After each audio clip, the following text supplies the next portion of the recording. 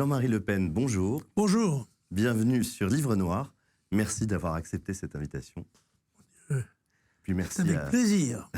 Et merci à tous ceux qui nous suivent. Continuez à vous abonner, à nous suivre, à nous écouter, à commenter les vidéos et à les partager. Alors la tradition de cette émission, Jean-Marie Le Pen, c'est toujours de commencer par une citation. Et parce que vous avez écrit, parce que vous avez été un acteur de la vie politique, j'ai choisi une de vos citations. C'est la fin du premier tome de vos mémoires, Fils de la Nation. Ce sont les dernières phrases, très exactement. La politique, après tout, ce n'était peut-être pas absolument mon truc. J'étais plutôt une voix qui crie dans le désert jusqu'à ce qu'il se remplisse. Est-ce que vous pouvez nous expliquer cette citation, Jean-Marie Le Pen? Est-ce que vous étiez fait pour la vie politique?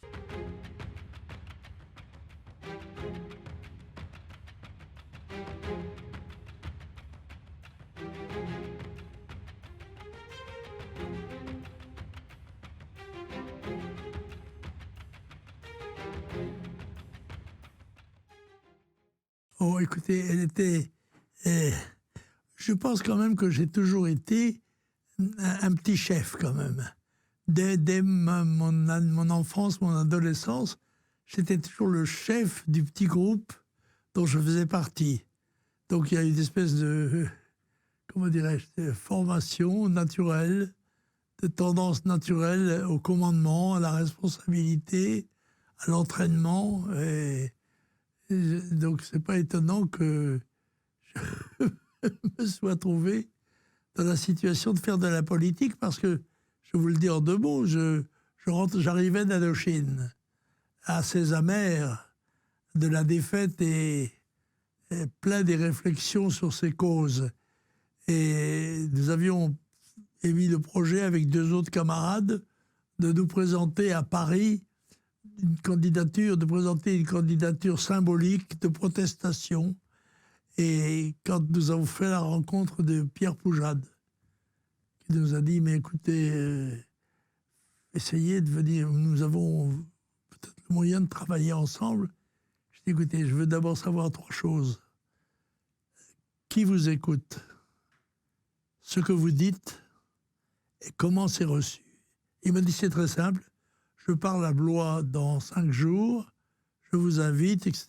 Et nous allons à Blois avec nos petites amies pour avoir l'opinion des femmes, ou des jeunes femmes, sur la question politique proprement dite.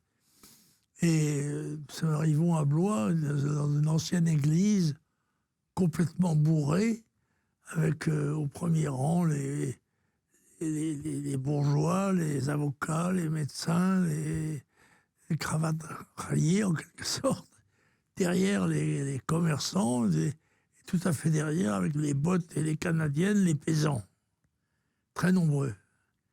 Et là, Pierre Poujade, un orateur naturel, de chic, s'exprimant avec un léger accent méditerranéen, parce qu'il était il était en fait pas de Méditerranée, mais il était je pense, du Massif central.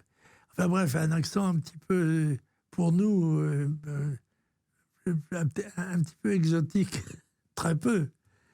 Et une foule enthousiaste. Vous auriez lâché un député, là, il était collé le long du mur, raide comme balle. Et à la sortie, nous rencontrons Poujade qui s'épongeait d'un effort physique très dur, l'oration de masse, en quelque sorte. Et il dit, alors, qu'est-ce que vous en pensez? On s'était concerté, il n'y a aucun doute, le peuple est là. Et c'est ce que je dis, écoutez, nous avons entendu ce que vous avez dit, la manière dont ça a été reçu, nous sommes d'accord. Il m'a dit, bon, alors tu parleras avec moi dans 5 jours à Rennes. Votre premier meeting, alors? Premier meeting. Je rappelle, retour d'Indochine. Car c'est quand même ce passage en Indochine où je m'étais engagé, j'étais en doctorat, et dans une France qui commençait déjà à s'effriter, je me disais que ça n'était pas ici que notre sort se décidait, mais en Asie. Et je me suis engagé au 1er régiment, 1er bataillon étranger de parachutistes.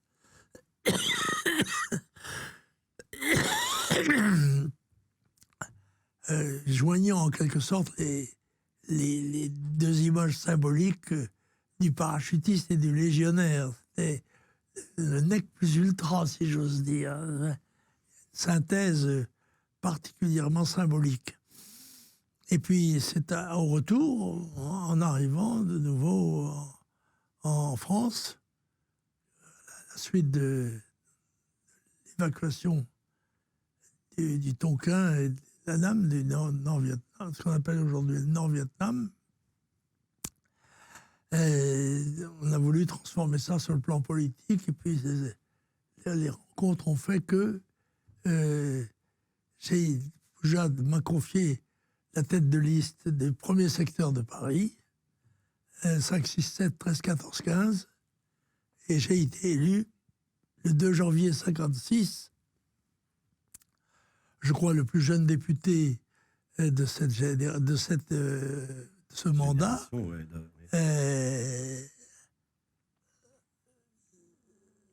à 27 ans. Bon, je me suis donc entré dans la bataille. À peine sorti, j'y rentrais de nouveau. Et cette fois-ci, dans la bataille politique. Et pourquoi une voix dans le désert, alors? C'est comme ça que vous Une voix terminez dans le votre désert roman. parce que les valeurs que je défendais n'avaient pas d'écho à l'époque. Et j'apparaissais comme un homme très solitaire. Je n'étais pas seul, j'avais des camarades, mais pouvant s'exprimer et se traduire vers l'extérieur, j'étais un peu la vox clamantis in deserto, désert dont je disais que nous espérions qu'il se remplisse. Oh oui. Mais je pense d'ailleurs qu'il se remplit ou qu'il se remplira. La seule crainte que j'ai, c'est qu'il ne soit trop tard. C'est qu'on ne s'aperçoive, la masse, le peuple, ne s'aperçoivent de la réalité du danger qu'une fois qu'il sera plus possible de lutter contre lui. Le plus grand danger pour vous de notre temps, aujourd'hui, quel est-il? Le plus grand danger, me semble-t-il, en dehors de l'affaissement spirituel, moral, culturel de notre civilisation, c'est un phénomène de l'immigration. C'est le phénomène du déséquilibre démographique qui s'est établi dans le monde. La population mondiale a connu un phénomène absolument inconnu dans son histoire, puisque elle est passée en 50 ans de 2 à près de 8 milliards. Et elle est dans une course exponentielle qui va la conduire automatiquement à des rassemblements désastreux et belliqueux, meurtriers, sanglants, terribles. Et là, il y a là une espèce d'immense vague, d'immense tsunami qui vient vers nous, dont les plus optimistes prévoient qu'il est très bas, les pessimistes prévoient qu'il est à 1 mètre. En fait, il est déjà à 10 mètres de haut. Donc, par conséquent, nous devons nous préparer à ce choc, en particulier en modifiant toutes nos législations d'ouverture, que ce soit l'asile, le droit du sol, le droit de regroupement familial, la binationalité, qui nous permettent de nous mettre en position de résistance contre ce risque d'invasion qui est le risque que nous allons courir et que nous devons affronter avec courage, lucidité et plein d'espérance, pourvu que le ciel nous entende. Est-ce que vous pensez, on parle beaucoup en ce moment de Valérie Pécresse, qui serait la seule à pouvoir battre Emmanuel Macron au second tour. Est-ce qu'elle est à la hauteur de ces défis? Non, mais pas du tout ça. Ce sont des résultats d'imagination quotidienne de ceux qui doivent remplir leur page tous les matins, que ce soit à l'écran ou dans les journaux. Valérie Pécresse a fait le quart des voix de son camp, qui lui-même est un camp considérablement amoindri, amorti. Il faut attendre maintenant quelques semaines pour avoir des sondages qui seront peut-être plus révélateurs, plus crédibles. Mais celui d'une victoire ou même d'une hypothèse conduisant Mme Pécresse à la tête de la résistance, je n'y crois pas du tout. D'autant qu'elle a été, dans le passé, très très proche des idées de Macron, sinon de sa politique proprement dite. Et donc le salut n'est certainement pas dans cette voie-là. Est-ce que vous pensez que cette campagne va être plus violente que celle que vous avez connue dans le passé? Oui, je pense que moins que les personnalités, ce sont les événements qui vont être déterminants. Et ça, beaucoup d'entre eux sont, à l'heure où je parle, imprévisibles et peuvent avoir une dimension considérable, colossale. Et ce sont eux qui vont être déterminants. Et je ne dis pas que le discours politique, les personnalités n'y jouent leur rôle. Mais c'est quand même, quoi qu'ils en pensent, un rôle secondaire. Est-ce que cela vous rend triste ou amer de voir, comme certains le disent, le camp national se diviser entre, pour certains, Marine Le Pen et pour d'autres, Éric Zemmour? Est-ce que vous pensez que c'est au contraire une saine émulation à ce stade de la campagne ou que ça peut être nuisible à terme? Moi, je crois que jusqu'à maintenant, ça a plutôt été une saine émulation. Car Marine, par réserve, avait centré son discours plutôt sur les aspects sociaux que sur les aspects proprement politiques. Et elle s'est aperçue par l'arrivée, l'irruption sur la scène de son concurrent, si j'ose dire, qu'il fallait être aussi sur ce terrain-là. Elle avait de quoi se ravitailler dans les batailles que nous avions menées sur ce sujet depuis des décennies. J'ai toujours pensé que le combat était un combat démographique et que malheureusement, ce que j'appelle le continent boréal, c'est-à-dire l'Europe de l'Ouest plus la Russie, eh bien, serait la cible naturelle de cette aspiration contre la misère, parce que l'augmentation de la population mondiale se traduit bien sûr par un partage de plus en plus difficile des richesses, puisqu'elles n'augmentent pas dans la même proportion que la population. Donc les parts deviennent de plus en plus petites jusqu'à cesser d'exister et provoquer des révoltes qui sont des révoltes naturelles et compréhensibles. Mais nous n'avons pas seulement le devoir, nous n'avons pas seulement le droit, mais le devoir de défendre d'abord notre camp, nos personnes, notre succession. Nous devons défendre notre terrain. Et là, la bataille risque d'être sévère. Et donc, il faut s'y préparer, se mobiliser, ce qui n'est pas toujours perçu clairement par l'opinion, qui arrivera forcément sous la pression des réalités, mais qui, actuellement, semble assez détaché de ces problèmes-là. C'est pour ça que j'ai employé le précepte évangélique Vox clavantis in deserto. Vous pensez que la parole est plus libre aujourd'hui que quand vous l'avez prise nationalement dans les années 80, à partir des années 80 et 90? Oui, je pense en tous les cas qu'elle n'est pas interdite pénalement, ni judiciairement. Mais peut-être l'est-elle, mais pas plus que de ce temps-là, sociologiquement, si vous voulez.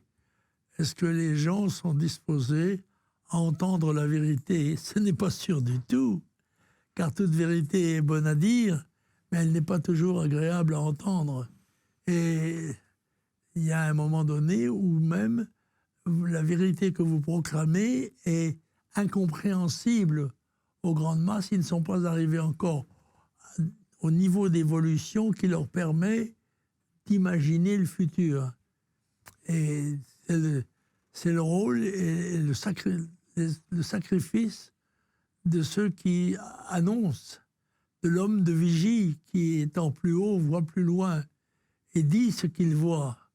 Et ce qu'il voit n'est pas forcément ce que souhaitent les gens qui vont exécuter les ordres. Et c'est le travail de conviction, justement, d'une formation politique ou d'un homme politique que d'essayer de convaincre ses contemporains, ses camarades, ses amis, sa famille d'abord, puis ensuite le peuple lui-même, pour peu qu'il ait des moyens d'information à la dimension du problème. Parce que si vous faites comme à Londres, en montant sur un banc tout seul, un discours, je ne sais pas si c'est pas à Trafalgar Square, je crois qu'il y a un espace où les gens comme ça... Tout le monde peut effectivement prendre la parole et s'exprimer. Librement, d'accord. Mais il est évident que l'usage des moyens modernes de la télévision, surtout de la télévision, de la radio, encore de la presse écrite, encore que celle-ci ne cesse de diminuer. Ainsi que diminue d'ailleurs le rôle dans la propagande politique des affiches. On ne voit pratiquement plus d'affiches réellement politiques. Quelques-unes maintenant avec la tête de Zemmour. Mais non plus de tracts. On ne distribue plus de tracts. La télévision emporte tout ça comme un immense torrent. Jusque-là, vous avez justement pris un rôle de vigie, vous avez régulièrement donné un avis sur le déroulement de la campagne, sur tel ou tel candidat. Est-ce que le moment venu, vous soutiendrez tel ou tel? Et qu'est-ce qui pourrait vous empêcher de soutenir votre fille? Est-ce que ça pourrait arriver? Non, je crois que, si vous voulez, il faut laisser le jeu démocratique se dérouler normalement. Et il conduit automatiquement au premier tour à la désignation d'un candidat unique de l'opposition. C'est les campagnes qui vont se dérouler dans les quelques mois qui viennent qui vont permettre le choix du meilleur candidat, de celui qui sera capable de porter ses idées contre le tenant du titre qui, je pense, sera M. Macron, sans que j'en sois absolument sûr. Ce pourra être peut-être quelqu'un d'autre. Et après tout, on ne sait pas de quoi l'avenir sera fait. Et on doit se préparer en tous les cas à défendre nos idées, nos principes, qui sont connus, qui sont anciens, qui donnent quelquefois même l'impression qu'on radote, parce qu'on répète la même chose, qui sont des vérités vieilles comme le monde, et qui, comme telles, bien sûr, n'ont pas le charme de la nouveauté, parce que vous savez, tout nouveau, tout beau. C'est ce qui d'ailleurs permet à Mme Pécresse d'apparaître, ne serait-ce qu'un instant, comme un leader capable, national, capable d'orienter la politique du pays. Mais cela étant, les vérités sont ce qu'elles sont. Elles sont incontournables. Emmanuel Macron, vous avez appelé un jour, après l'agression de votre épouse, s'il était réélu et que vous aviez quelque chose à lui dire, que lui diriez-vous? Non, il n'est pas intervenu directement. Mais il a fait en sorte que il soit signifié qu'il avait porté à cette affaire un intérêt personnel, ce qui était assez agréable. C'est vrai que le président de la République veuille bien s'intéresser à un avatar de notre vie personnelle, en l'occurrence de l'agression dont ma femme avait été l'objet sur le marché, je crois, pas de Saint-Cloud, mais enfin de ce coin en tout cas, ou de Rueil, je ne sais pas exactement. Moi, je ne vais pas au marché. Conséquent, je ne sais pas exactement où ça se situe. Mais ce que j'aurais à dire au président de la République, c'est qu'il n'est pas dans le tempo de l'histoire. Il est trop loin en arrière des événements, car c'est son rôle de gouverneur que de prévoir. Gouverner, c'est prévoir. C'est-à-dire, c'est être susceptible de présenter des solutions qui apparaissent comme intolérables quelquefois aux gens qui ne perçoivent pas le danger. C'est exactement comme quelqu'un, alors qu'on risque de tomber à l'eau, on dit écoutez, mettez votre brassière. Oh, mais ça ne sert à rien, cette brassière, ça me gêne, ça me dérange. Oui, mais il faut le faire. Et ce rôle-là n'est pas très facile. Ce rôle de, comment dirais-je, de moralisateur de la politique d'avenir. Car c'est bien cela, la principale qualité de l'homme public, selon moi. C'est la lucidité.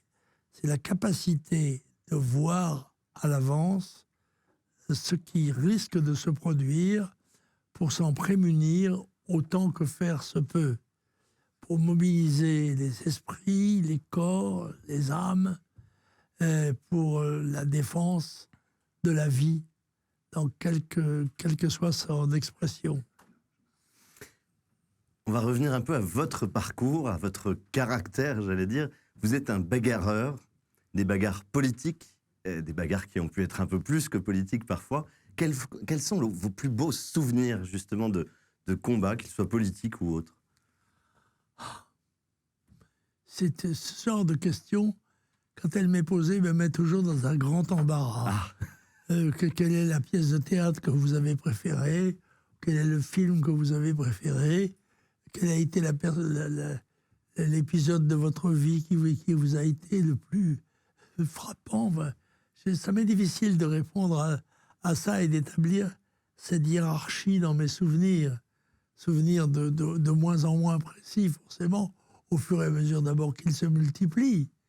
Quand on a une vie très active, on a évidemment fait beaucoup de choses dans sa vie et on n'a pas toujours la possibilité de se souvenir exactement des détails. Et Dieu sait si le mot m'a joué de mauvais tours. Et que dire?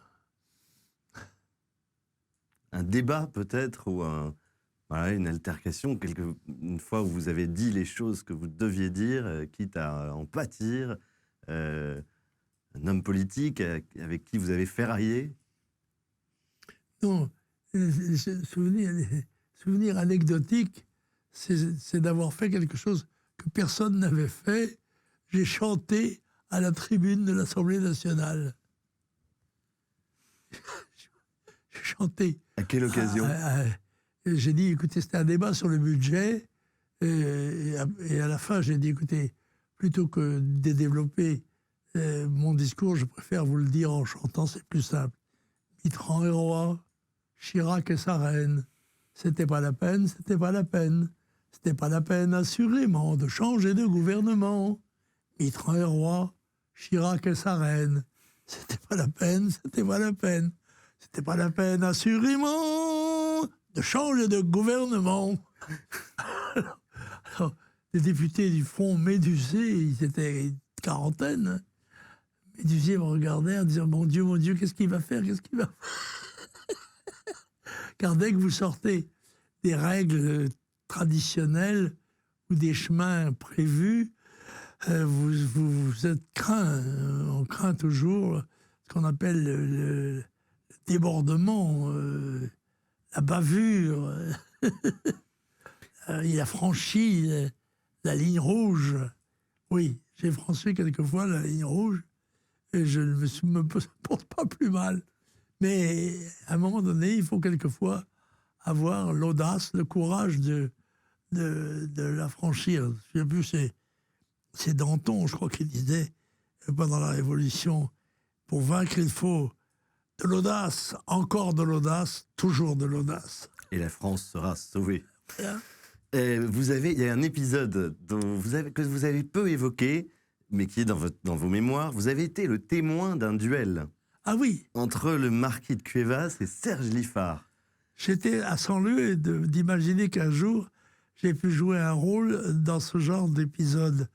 Mais j'étais un ami du marquis de Cuevas et ce duel qui était au départ un petit peu un peu rocambolesque, une histoire montée, avait un peu tourné au drame, en ce sens que la gifle avait été trop appuyée et que la fâcherie, qui était en principe déguisée, s'est révélée réelle. Et que les gens ont voulu aller sur le terrain. D'ailleurs, quand on m'a demandé d'être témoin, j'ai posé comme condition, j'ai dit, écoutez, est-ce que c'est une chose sérieuse ou bien est-ce que c'est un gag médiatique? On m'a dit, non, c'est sérieux. Et je dois dire que c'est assez impressionnant d'aller, ça se passe de très bonne heure le matin. C'est le sacrifice du matin. Et que les épées sont des engins extrêmement impressionnants. Et en l'occurrence, bien sûr, ils opposaient deux personnes qui n'avaient pas la même capacité. L'un était déjà le marquis, un monsieur d'un certain âge, et notre danseur national était, lui, capable de monter à 1 mètre par un jeu de jarret, n'est-ce pas? Et alors, ils se sont approchés et dans l'ardeur, Liffard, en fait, s'est embroché lui-même, parce qu'il a quand même eu le bras traversé par l'épée de Cuevas, lequel s'est jeté dans mes bras en disant « Il est tué, mon fils, il est tué, mon fils !» Mais non, si vous ne l'avez pas tué, c'est pas grave. Il saigne un peu, mais ça va passer.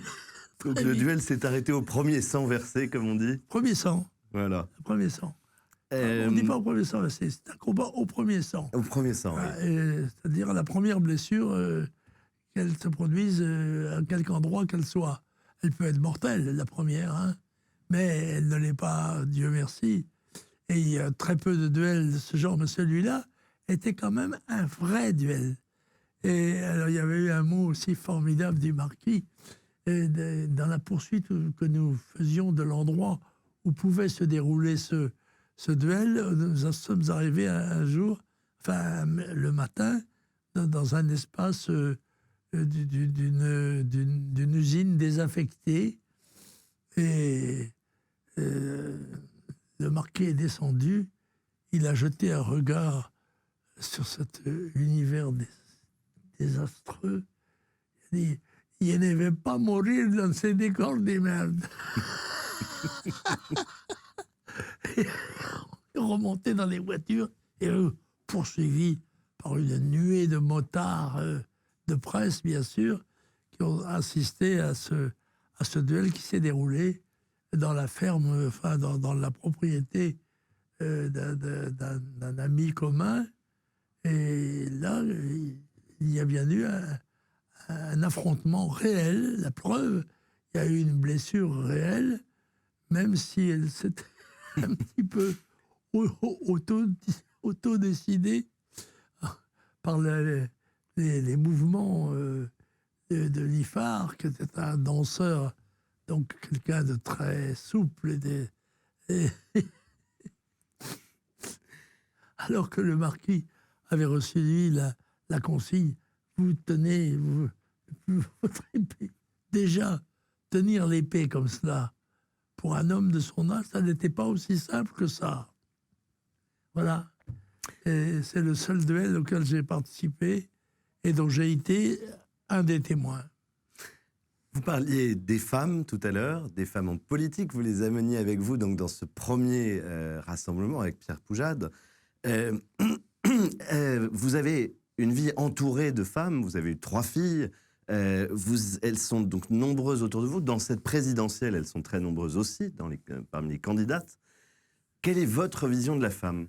Écoutez, j'ai été élevé par une veuve de guerre, hein, d'abord, premièrement. Ensuite, j'ai eu 3 filles et j'ai toujours considéré que la femme était un élément essentiel, était comment dirais-je, l'égal de l'homme, non pas l'égal sur le plan juridique, n'avait pas beaucoup d'importance, c'était le complément.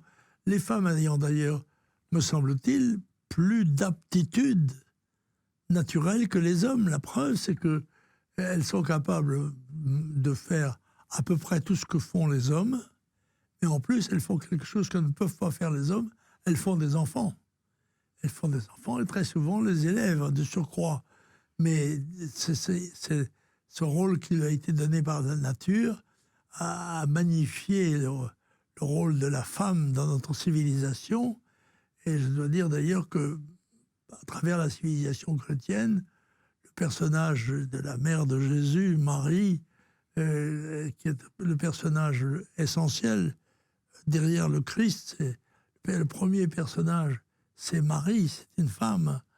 Et donc, elle a toujours eu la femme a toujours eu un rôle prééminent dans notre société et particulièrement dans notre civilisation française. C'est la courtoisie qui voulait être le respect, l'estime, la considération accordée à la femme qui, sur le plan des exploits physiques ou guerriers, pouvait être, encore qu'il y a eu les Amazones, mais pouvait être moins voyant que ne l'étaient les hommes, chacun dans son rôle, et la répartition jusqu'ici, somme toute, ma foi, c'est assez bien faite dans notre civilisation. Maintenant, il y a un mouvement un peu moderniste, féministe, qui veut pousser un peu plus loin le combat pour une égalité. Qu'est-ce que l'égalité, d'ailleurs, dans ce domaine?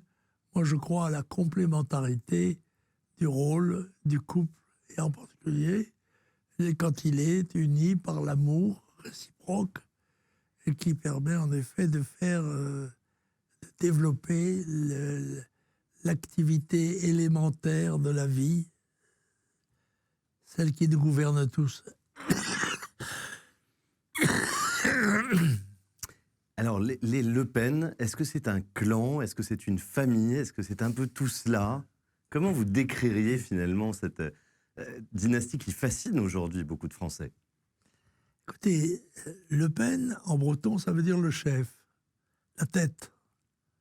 Et donc,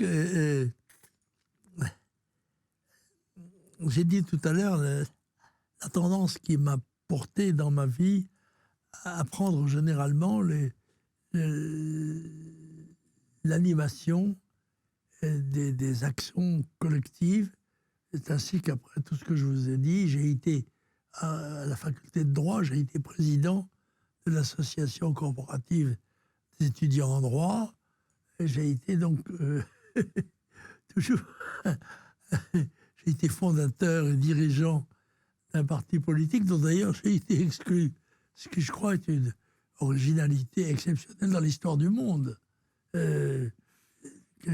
Fondateur d'un mouvement politique qu'il a dirigé pendant 40 ans, j'ai eu, si j'ose dire, la chance d'être désigné comme exclu, n'ayant pas sans doute tout à fait les mêmes idées que celles qui étaient désormais celles de mes successeurs. Lequel successeur, dans l'occurrence, c'était d'ailleurs une femme, qui était ma fille, que je n'avais pas promue comme telle, mais qui avait affronté pour la direction des mouvements Bruno Gollnisch, une personnalité de haut niveau, qui était aussi un ami, Bruno Gollnisch, et qui avait remporté en quelque sorte 2 tiers à 1 tiers, un petit peu une répartition que l'on connaît récemment. Voilà, j'ai toujours, d'ailleurs, je rappelle que les 2 femmes députées ont été de notre groupe parlementaire, dont Yann Piat, qui a été assassiné. oui. Assassiné. Est-ce que vous souhaitez que, après Marine Le Pen, une nouvelle génération d'autres Le Pen un jour fasse de la politique? Ou est-ce que ça vous est Je n'en fais égal? pas. Je n'en fais pas une règle ni une option principale. si elles ont l'aptitude et le goût de le faire, elles doivent assumer leur destin. D'ailleurs, Marion a été députée, déjà, elle a été la plus jeune députée. Nous avons souvent eu les plus jeunes élus, parce que nous avions toujours une répartition de nos candidats qui laissait une place aux jeunes, qui ne faisaient pas de jeunisme ni de jeunite, mais quand même leur laisser leur place légitime et préparer le terrain des combats futurs. Alors, c'est dans ces conditions que nous avons, à chaque fois que nous l'avons pu, désigné, mais à proportion de leur importance, désigner des femmes. En tous les cas, nous n'en avons jamais écarté de ce chef. Si vous deviez vous présenter aujourd'hui, dire qui vous êtes en 2021, qu'est-ce que vous diriez?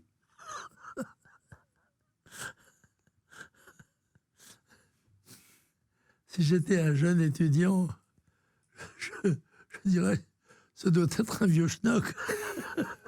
Mais je m'efforce de rester au contact de la vie dans toute son expression, mais de la vie politique et civique. Je m'intéresse, évidemment, je suis à la réalité de notre situation, à celle de notre continent, à celle du monde entier. J'essaye de mettre mon expérience au service des idées que j'ai défendues. Et pour le reste, le bon Dieu y pourvoira.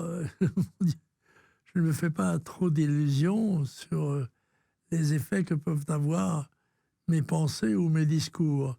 Mais quand je les ressens, je les exprime. Qu'est-ce que vous aimeriez qu'on dise de vous? La plus belle, peut-être le plus beau, le plus intéressant compliment qu'on vous ait fait. Je prendrais un élément de la chanson de la Légion. Il a servi honnête et fidèle. C'est dans le chant du premier acte. Il a servi honnête et fidèle au premier étranger de cavalerie. Voilà. Et oui, c'est ça. Fidèle et honnête et fidèle. Je crois avoir été cela dans ma vie, sans prétention particulière, mais ça me semble être deux des qualités qui sont nécessaires pour avoir la confiance des gens au nom desquels on parle et que l'on est censé diriger. Lourde responsabilité, quelquefois, encore que nous n'avons pas eu, celle du pouvoir, ayant été pratiquement toute ma vie dans l'opposition et remplissant cette fonction dans son intégralité, ce qui m'a valu quelquefois quelques soucis personnels. C'est un regret de ne pas avoir eu le pouvoir. Certains ont parfois dit, mais Jean-Marie Le Pen ne voulait pas le pouvoir. C'est absurde. Voyons, la fonction naturelle d'un homme public, c'est d'exercer au pouvoir les idées qu'il défend quand il est dans la situation extérieure. Mais bien sûr, c'est parce que l'on croit, quand l'on croit à ces idées, on a envie de les mettre en œuvre au service de la collectivité à laquelle on appartient et que l'on veut défendre. C'est absurde de dire ça. Non, je me suis résigné à ne pas l'être, à ne pas arriver au pouvoir. Mais pour autant, j'estime avoir rempli mon rôle, qui était celui d'un opposant dynamique et honnête. Et je crois que le débat démocratique a besoin que les opposants s'expriment et montrent certaines facettes de la réalité que quelquefois les gens qui sont au pouvoir ou bien n'ont pas la lucidité de les voir ou ont le désir de les cacher parce qu'elles leur seraient nuisibles. Est-ce qu'en 2002, il vous est passé par la tête, lorsque vous accédez donc au second tour de la présidentielle, de dire « mais les dés sont pipés, il n'y a pas de débat d'entre-deux tours, je refuse, je me retire ». Non, Pas du tout. Ça se passait d'ailleurs à notre quartier général. Et évidemment, l'annonce que j'étais au deuxième tour avait provoqué une joie intense parmi tous les militants et militantes. Et tous les gens criaient, chantaient.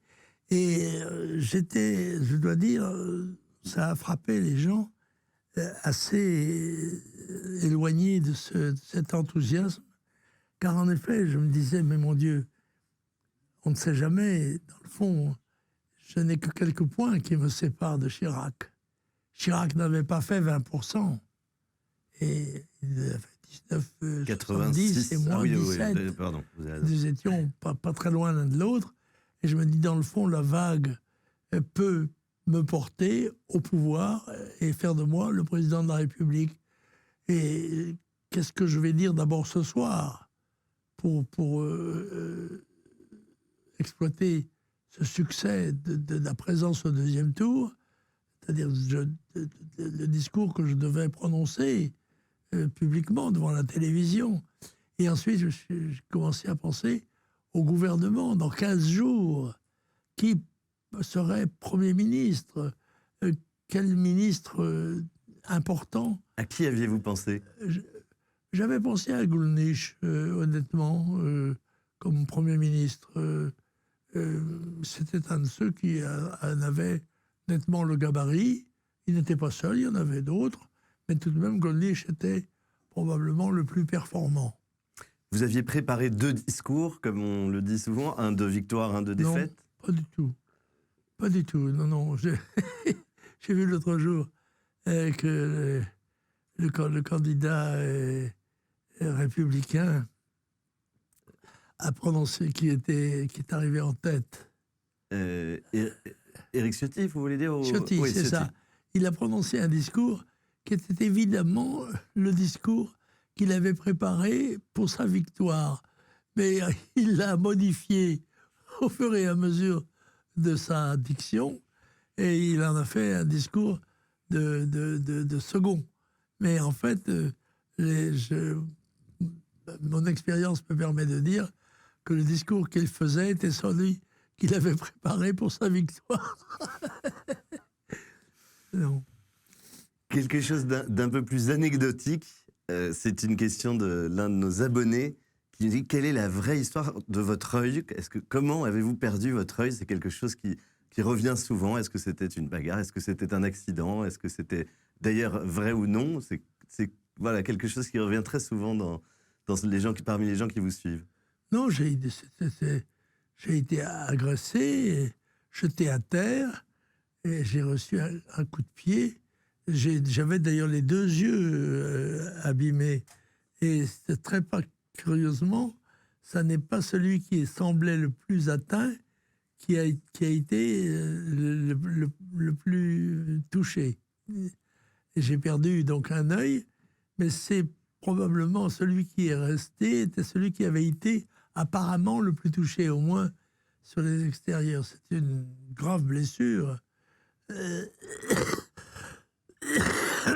qui m'a valu de nombreuses opérations oculaires, de nombreux passages sur le billard pour essayer de sauver ce qui était sauvable.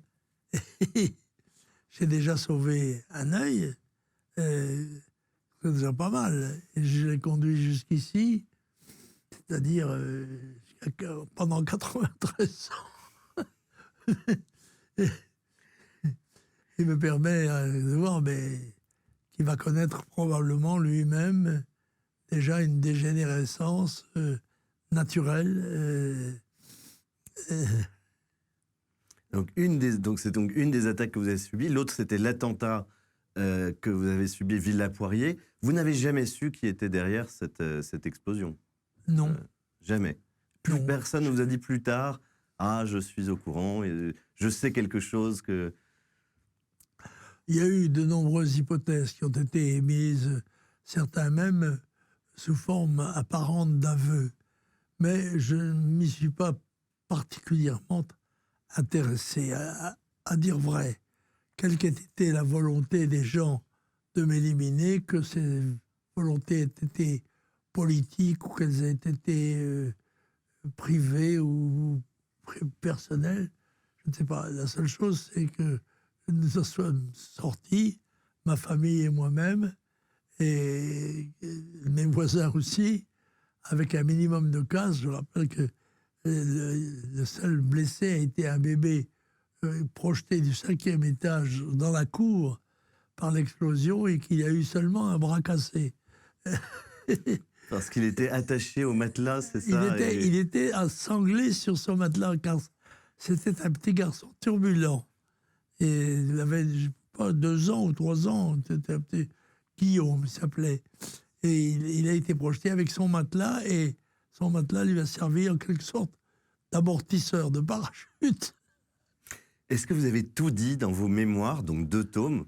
J'imagine que non. Non, bien sûr. Mais est-ce qu'il y a des choses que vous direz peut-être un peu plus tard, ou est-ce que vous avez dit ce que vous deviez dire? Je ne sais pas, j'ai dit ce que je pensais sur la plupart des sujets intéressants. Sans doute n'ai-je pas tout dit, sans doute parce que il y a un certain devoir de réserve à l'égard des sentiments ou des personnes qui ont plus ou moins partagé vos expériences. Mais grosso modo, non, j'ai dit ce que je pensais, somme toute, l'essentiel. Sur un certain nombre de points, sans doute pourrais-je ajouter quelques éléments intéressants qui me reviennent d'ailleurs à l'esprit comme cela, quand sur ma jeunesse, par exemple, sur les expériences que j'ai vécues. J'ai eu de la chance, somme toute. Et comme dit Brasillac, le passé fut si beau, en somme, qu'il ne faut blâmer le destin. Alors j'ai encore 2 petites questions. La première qui peut taquiner un petit peu. Quel serait le péché capital de Jean-Marie Le Pen? Si vous deviez choisir entre les 7 ou d'autres d'ailleurs, qu'est-ce qui peut-être est votre faiblesse si vous regardez votre vie?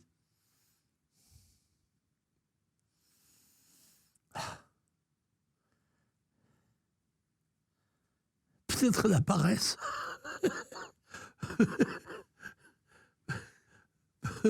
Peut-être la répugnance de faire des choses trop fatigantes trop longtemps. Mais pour le reste, j'estime avoir eu une capacité de résistance, d'encaissement.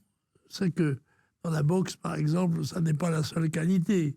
Et il faut être capable de frapper l'adversaire, si possible, jusqu'à sa mise hors de combat. Mais on disait d'un boxeur, il faut savoir qu'il encaisse aussi, parce que dans un combat, vous prenez des coups.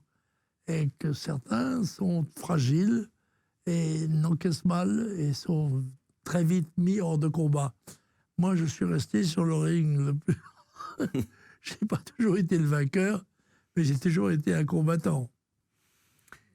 Et je vous demanderai une petite faveur juste après, mais si vous aviez un message, on est proche de Noël, c'est une année, beaucoup d'angoisse, je pense, pour les Français, entre la crise sanitaire, les risques d'inflation, etc. Si vous aviez un message d'espoir à adresser à ceux qui nous écoutent, qu'est-ce que vous leur diriez?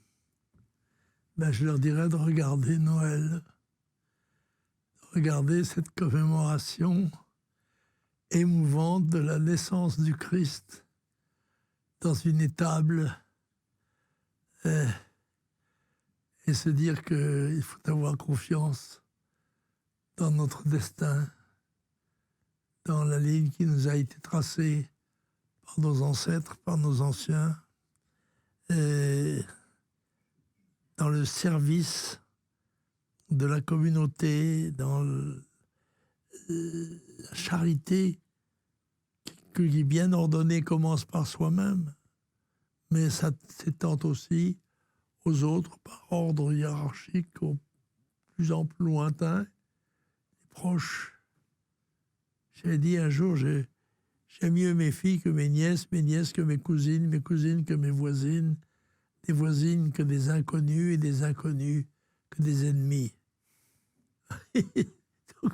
Toute une hiérarchie de sentiments que je me suis efforcé de respecter au long de ma vie, pour peu que l'on ait l'influence réelle sur sa vie, qui est très souvent obérée par des obligations qui ne dépendent pas de nous, mais pour autant qu'on a une liberté de choix, j'ai essayé de me conformer aux enseignements que j'ai reçus et qui sont somme toute assez traditionnels.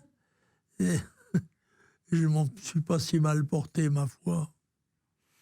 Et dernière chose, la faveur. Pourriez-vous entonner un chant de Noël pour ceux qui nous suivent, puisque cette vidéo sera publiée juste après Noël, le 26 décembre, ou peut-être le 25. Il est né le divin enfant, jouer au bois, résonner musette. Il est né le divin enfant, chantons tous son avènement. Depuis plus de 4000 ans que l'annonçaient les prophètes, depuis plus de 4000 ans, nous attendions cet heureux temps. Il est né le divin enfant, jouer au bois, résonner musette. Il est né le divin enfant, chantons tous son avènement. C'est un message de joie, la vie, c'est un message de vie, c'est un message d'espérance. C'est un message aussi de charité à l'égard de ceux qui nous entourent. Mais on a le devoir de penser à soi d'abord, sauf si l'on est un saint. Et si l'on a une vocation sacrificielle, on doit se défendre les siens, défendre sa patrie, défendre la nôtre, c'est la France, défendre la France, qui a souvent été menacée, qui, Dieu merci, a jusqu'ici toujours vaincu ses adversaires et survécu comme puissance non seulement politique, mais morale, spirituelle, culturelle. Tout cela, c'est le message que nous devons transmettre, puisque c'est le principal rôle de chaque génération que d'assurer la transmission du trésor qui lui a été confié par sa naissance. Eh bien, merci Jean-Marie Le Pen. Merci pour ce très bel entretien. Et moi, merci de m'avoir accueilli chez vous. C'est un grand plaisir. C'est pas facile d'y arriver, mais quand on y est très bien. Tant mieux. Nous en sommes très heureux. Et puis, merci à vous tous qui nous avez suivis. Continuez bien sûr à partager cette vidéo, à vous abonner et à vous abonner aussi à notre plateforme télé qui vous permet d'avoir des contenus exclusifs. C'est sur livrenoir.fr. Et je vous souhaite une excellente soirée en espérant que vous ayez passé un très bon Noël.